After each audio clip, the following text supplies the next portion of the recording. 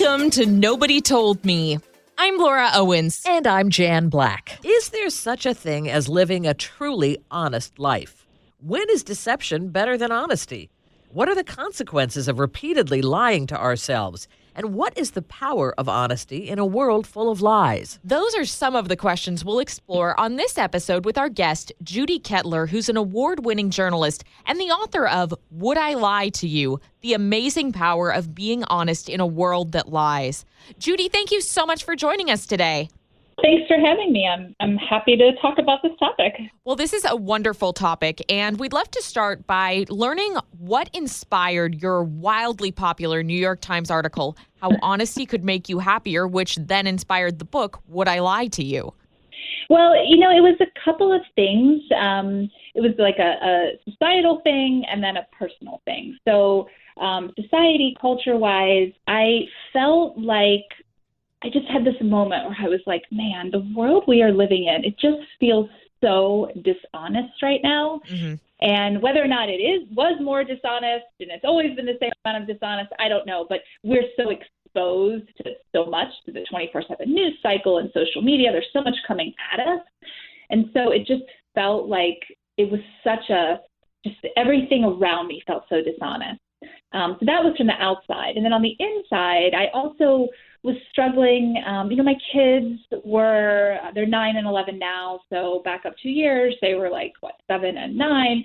So at these ages where they were really starting to ask a lot of questions, and I felt like I wasn't engaging with them in honest ways. Like I just was kind of brushing off answering things in rote ways. Same thing in my marriage. Like I felt like there was things I really needed to engage with more honestly. So in all these, my interpersonal relationships, and then when I looked out into the world, it just felt like there was so much dishonesty, and it just seemed like I needed to once and for all kind of figure out, what is my relationship with honesty? Because I had a pretty good idea I wasn't as honest as I thought I was. Even if I could see others' dishonesty and it frustrated me, I also knew I had my own, and I wanted to explore that. It all just kind of came to a head, and I thought, I'm just going to start writing down every honesty decision I make during the day. And I started this honesty journal. After a few weeks of doing that, I was like, I think this is an article. I started to work on the article. As I was working on the article, I thought, I think this is a book. So it progressed from there. Wow. Well, it is a topic that impacts all of us. And I know you say everybody wants the truth, but nobody wants to be honest. Explain more about that. Mm-hmm.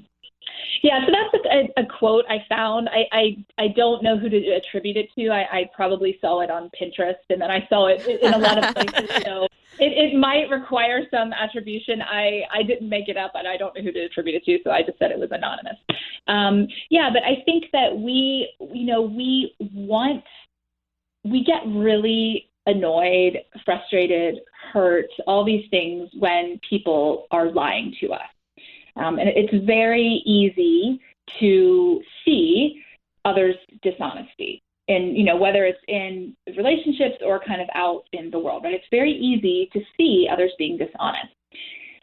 It's a little bit harder to see it within yourself, because we have all kinds of mechanisms in place, rationalizing, justifying, just plain not paying attention because we're so distracted that we want this thing so badly from others, but we often do not practice it ourselves, and we don't even see it. We miss it. We miss the bias.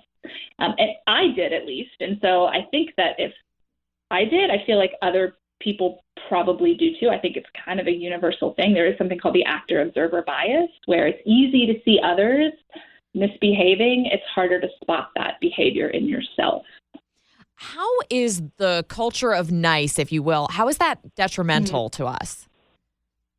Yeah, so I've heard that reference a few times. I didn't mention that in the book, but then I've heard you're not the first person who said that, and so I looked up some stuff about it. So I think that, it is important. I mean, this is the thing about, truth and deception, is that there are times where it's really important to even when it's difficult to stand in that difficult space, you need to be honest with someone.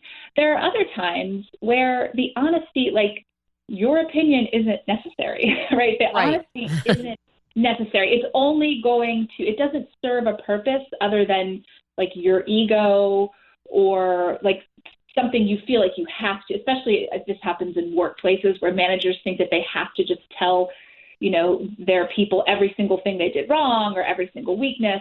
And research shows that's not helpful. Like that kind of just broad-based, like unleashing the truth on people is not helpful. And so I think it's the culture of nice, from my understanding, is kind of getting caught up in that thing where you're so afraid to offend people, you don't say anything at all. But I think what happens is that you miss the opportunity to really engage and learn something about yourself and how you use truth and deception, and then to kind of understand what the person who you're communicating with, what they need from you in that moment.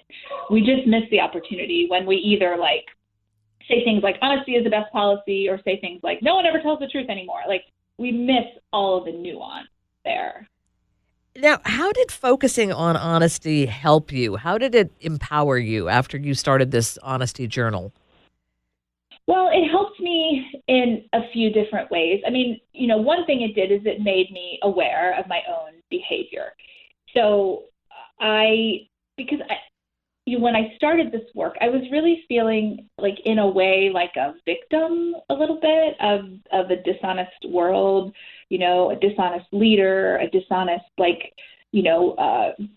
corporation, lying, cheating. This is around the time of Theranos. I can't remember the exact timeline there, but so I was feeling like a victim. And I don't want to feel like a victim. Like that's not a great space to kind of reside in. And so doing this work helped me get out of that space, like first and foremost, like, wait a minute, this isn't like something that's being done to me by the world. This is a system that I am part of. I am like co-creating with everyone around me because I'm not paying attention to my own honesty either. So it helped me get out of that victim space and into more of a like, I'm going to take ownership for my behavior space. It also helped a lot in my marriage because my husband and I were having struggles, as I think most long-term committed relationships do. Yeah.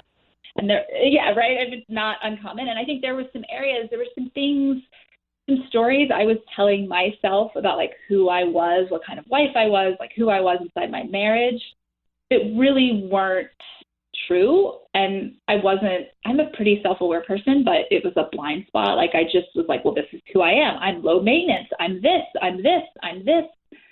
This is why I act in this way. And my husband is this, and he's this, and he's this. And those narratives were kind of keeping us stuck. And so it took me really like diving in to like focusing on the narratives I had built up about myself and about him and about our marriage to work through all that. And then parenting too. It just helped me to be more engaged with answering my kids' questions. I mean, one thing I came to realize is that when kids ask you things, even when they're really hard questions, if you don't answer them, the next place they're probably going to go is Siri, is the web, is Instagram, is social media. Kids have always kind of learned things, on the street from their friends at the playground or whatever, and that's still happening. But now it's also happening via a Google search. And so I did not want that to be how my children sought answers to things. I mean, some things, sure, but like the complicated stuff of life and, things around sex education or around like guns and violence. I mean, these things, I wanted them to come to me, but then I had to be willing to really engage honestly to answer their questions. And, in kind of a different way, I was thinking about how dishonesty is really becoming more socially acceptable in that on social media, you have so many kids and adults for that matter who are putting filters on themselves and tricking themselves into thinking that that's how they actually look. And that's a lie in some way. Yeah. And so, one of the things is that, we all, as kids, like you have to figure out how do you present yourself? How do you, like we all forever have been negotiating these kinds of things. But kids now, they're negotiating that in these very, very public spaces, right? So they're trying to figure out. And so I watched it even with, with my son. My daughter's not on social media yet. My son is, because he does all this like extreme trampoline flipping, and all these kids connect on Instagram and YouTube, and it's just where the community lives. And he's part of it. He's active, and so even he's been like, I've tried to guide him, and we've had a lot of conversations about boundaries and like when to block people and when to like what's appropriate and what's not appropriate.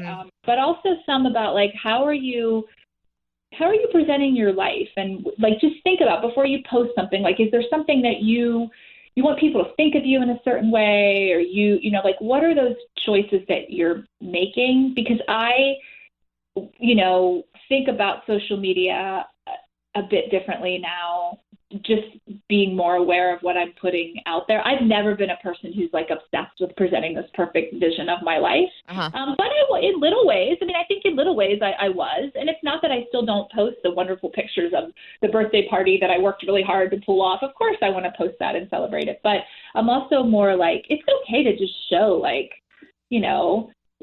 like when the day my books came and I wanted to open it up and I had my husband take this video, and like I had glasses on, my hair hadn't been colored in forever. I mean, it looked terrible. And I was like, I don't care. I'm so excited about this moment. I want to show it. And it doesn't matter. Like, I don't need to present this perfect vision of myself. Like, this is who I am.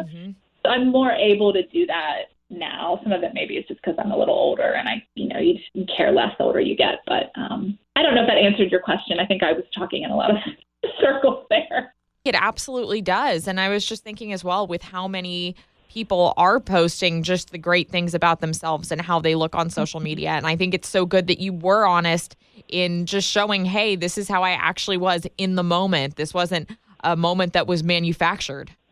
Yeah. And so one thing, this is really funny. One thing that I came across recently was all of these pictures that my dad was, he was drafted in the Army in like 1952 during the Korean War. He didn't get sent to Korea. He wound up getting sent to Germany, but he was an amateur photographer. He loved to take pictures, right? And so he died about 6 years ago. My sisters and I were going through his stuff, and we found all these self-portraits that he had taken. Like, he was obsessed with taking pictures of himself, like obsessed. And he would take them in all these different, like inside the truck, at a cafe having a beer, like, he would with his fellow soldiers. And so it really made me think about, part of the reason I think we take like selfie culture, it is to show, like, there's a good side of it. Like, we want to show like little snapshots of our life and little kind of moments and capture these little things. And I think that's the good side of it that I've tried to reconnect with, like,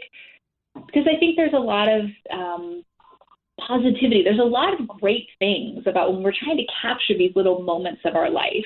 And there's nothing wrong with that. But it's just made me think more about, like, why am I doing it? Am I doing it because this is such a fun time I'm having with my daughter at the park, and I just want to take a selfie of us and put it up there, and I want to remember this little, like, wonderful afternoon? Or is it because I want to prove, like, what a wonderful mother I am? Like, it's different. Like, there are different motivations, and I think the motivation matters.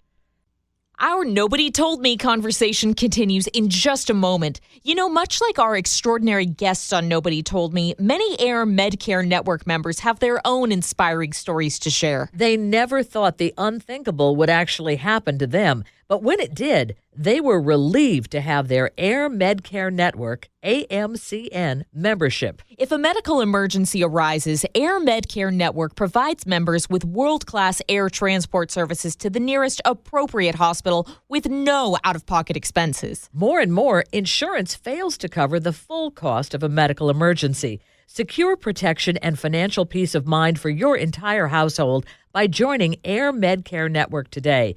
Memberships cost as low as $65 a year and cover 38 states. Plus, right now, as a Nobody Told Me listener, you'll get a $10 Visa gift card with a new 1-year membership. Visit airmedcarenetwork.com/nobody and use offer code NOBODY. Again, for a $10 Visa gift card with a new 1-year membership, just visit airmedcarenetwork.com/nobody and use offer code NOBODY.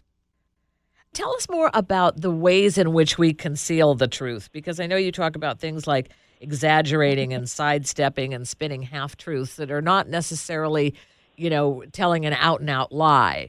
And we may deceive ourselves a little bit in that way because you think, well, I haven't told an out-and-out lie, but maybe I've concealed the truth a little bit. Yeah, so they're all one of the first things I did when I decided to write the book and really engage with this topic is I talked to this philosopher, this philosophy professor, and he was like, listen, honesty it means everything and nothing because there's so many different types. Like, what is honesty? Really what you have to look at is deception, right? And there's a lot of different types of deception. So there's lies of commission, which means that you're actively saying something untrue for the purposes of trying to deceive someone.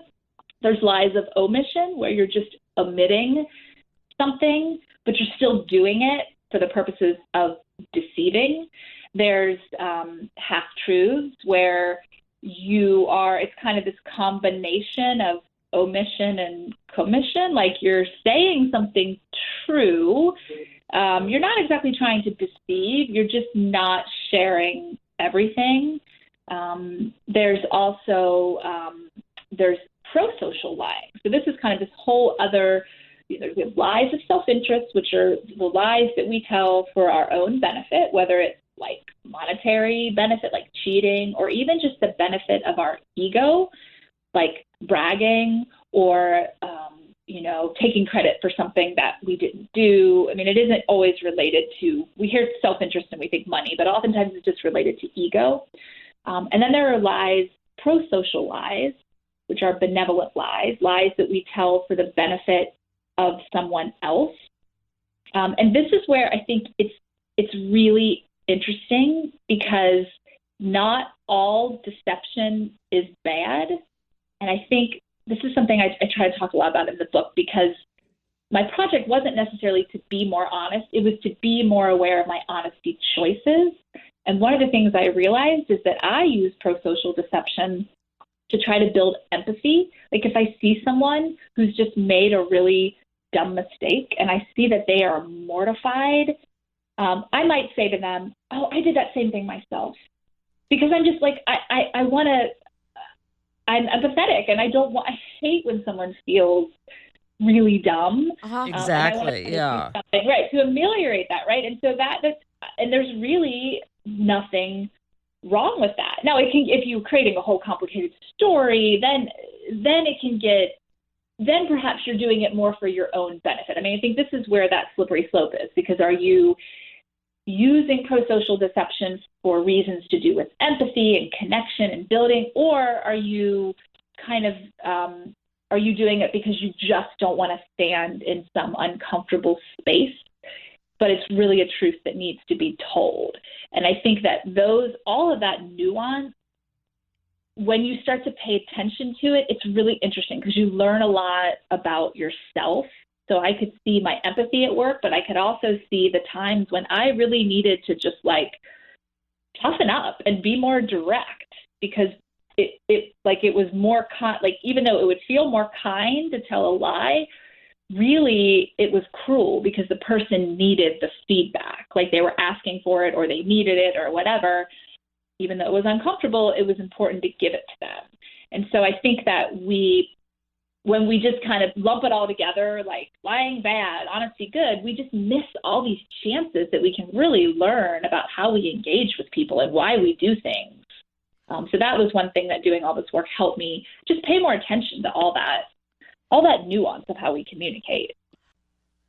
The Palm Beach Masters Series is equestrian sport at its finest. The world's best show jumping athletes will gather at Deer Ridge Farms in Wellington, Florida, starting January 28th. History will be made with the world's top-ranked horses and riders slated to compete at 3 world-class events: the World Cup, Nations Cup, and Palm Beach Open. The stakes are heightened with tickets to the Olympic Games on the line. Wave your flag and cheer on your nation. Get to know the only sport where men and women compete as equals. Experience the incredible partnership between riders and their horses. It all happens at Deer Ridge Farms, a picturesque setting in the heart of South Florida. Watch wall-to-wall coverage of the 2020 Palm Beach Masters Series online. Visit palmbeachmasters.com and be a part of the action. How would you suggest that we communicate to somebody that we can tell they're not being honest with us? That's a good question. Sometimes I approach things from like, what would I say to my kids? Uh-huh. Because that seems somehow easier, because people lie for all different kinds of reasons. So, my son used to have this friend who was always spinning these fibs, and they were just kind of ridiculous fibs, like my dad's going to be in the Olympics, my mom is a neurosurgeon, and like these things that we knew weren't true. Like we could objectively see, like, well, this isn't true. And my son would get so frustrated with him. And I would say, but Max, like, I understand it is frustrating. And, you could call him out. You could be like, I know that's not true.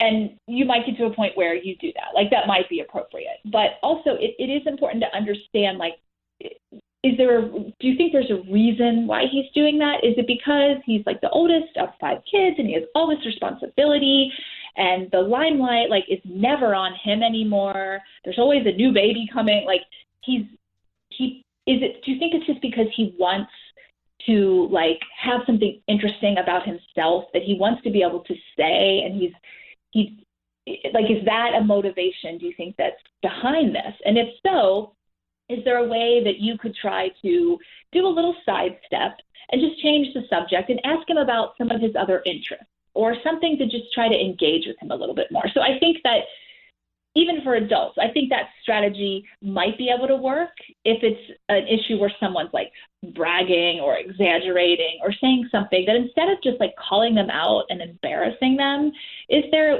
a way to like take a moment, think about like what might be motivating this, and then can you engage with them in a different way? That's one strategy. But also if someone is really like they are trying to deceive you, and it seems to be a motivation of like self-interest, they're trying to get away with something. I think being direct is important, just asking them, are you telling me the truth? But without a bunch of like emotional, like without a bunch of how dare you, how could you lie to me? You always lie to me, like all of that, without all of that stuff, just trying to be more direct and less emotional, because that's something that has helped me figure out how to, when I need to have direct communication with people, how to just kind of filter out all of those other feelings of whatever they are, frustration, insecurity, whatever, and just like be more direct in my communication with them. I don't know if that's a helpful answer or not, because that's a really good question, and I don't know that I have the perfect answer. When you first started to focus on the topic, you kept an honesty journal, and I was wondering if you could explain that a little more, and what do you think the benefits are? I'm just wondering who should use it. Mm-hmm. I think anyone can.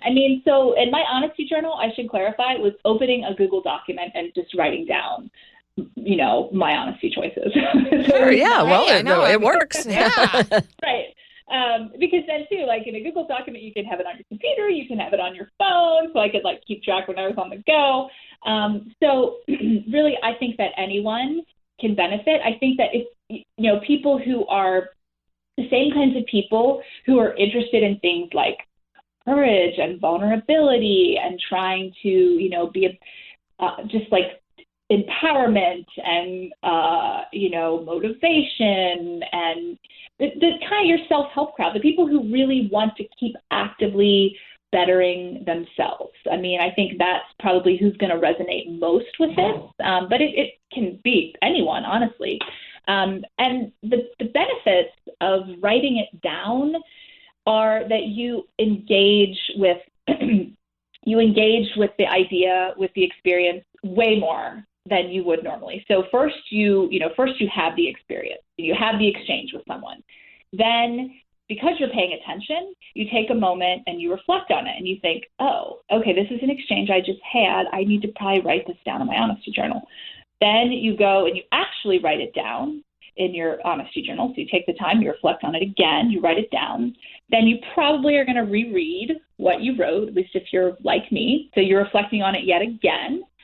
And then if you're really doing this work, probably at some point throughout the day, you're going to think about it again because you're going to connect it with something else that you paid attention to. So you've reflected on a situation, 5 or 6 times that you may not have paid any attention to before. And so when you start to multiply that, it exponentially, it just creates this awareness. Now, that also, as I'm talking, I can see that sounds like that could drive someone absolutely insane. So, as I'm saying it, I'm like, oh, wow. So it isn't that, you get caught up in the cycle of just like ruminating about it and thinking about it, but it brings awareness to something, to an exchange. Someone asks you a question and you just give a rote answer, and then you think, oh, wait a minute, that was maybe a chance where I could have been a little bit more honest. And then you reflect about, why did I answer it that way? What could I have said? If that person asked me these kinds of questions all the time and I'm always giving these rote answers, I wonder why I'm giving rote answers. You reflect on these things that you probably just wouldn't have paid attention to before. So the real benefit is the awareness it builds. And then with awareness, you can then you can decide to change how you behave in any given situation, any given relationship. So for me, that improved my relationship. It also made me feel less cognitive dissonance, so less of that feeling of misalignment, like I was some kind of phony who believed, held up the value of honesty, but wasn't really living it, was saying it, but not doing it. So by doing the work, I just felt like more aligned within myself and less likely to fall into all the landmines that can clutter relationships, friendships, romantic relationships with children, in the workplace, just less likely to fall into all those little things because just felt empowered in a new way. What advice would you have for us and for your children in terms of what our goals should be in terms of honesty? I think that the goal, the number one goal, and maybe this is more tactic than goal, is to pay attention, right? So just to start paying attention instead of being on autopilot around it. The other thing is to, before you lay a lot of judgment on someone, to look within yourself first. Because this is something that I know about myself is, I expect a lot out of people. I really, people I'm close to, right? Not lots of people I don't expect much at all, but the people who I've taken time to build a relationship, I expect a lot out of them, and I can be judgmental, and I don't like that about myself. And so doing this work kind of gave me that chance to reflect on my own behavior before I laid the judgment on someone else. And so I think the goal of it, really, like I said, the number one goal is paying attention. But then it's kind of what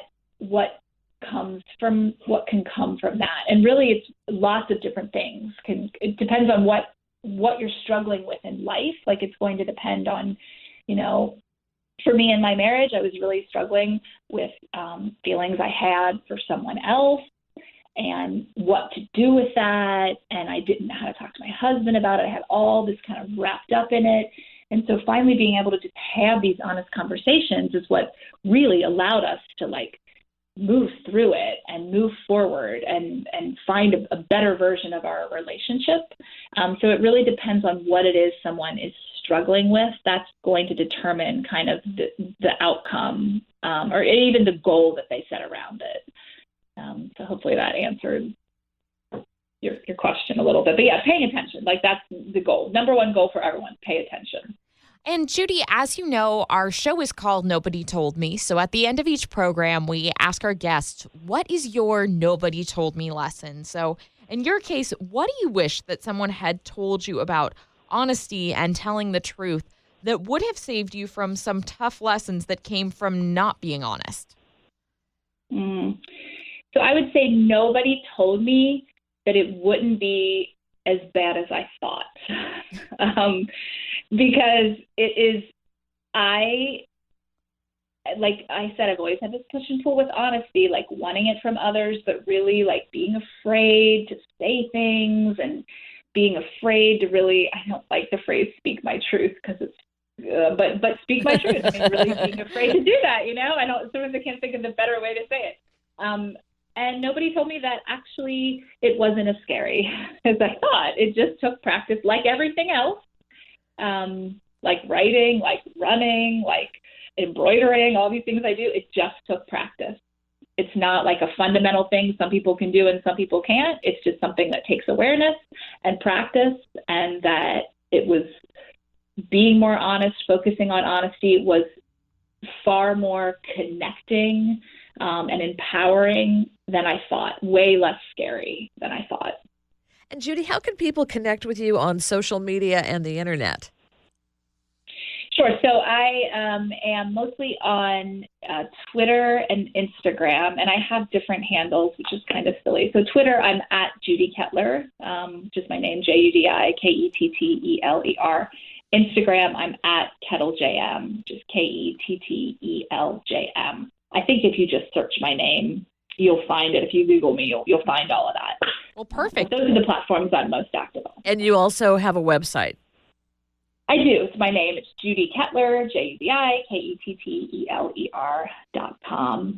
And all of my, you can find the links to the book there, links to articles I've written, more information about me, about why I wrote the book is there on the site.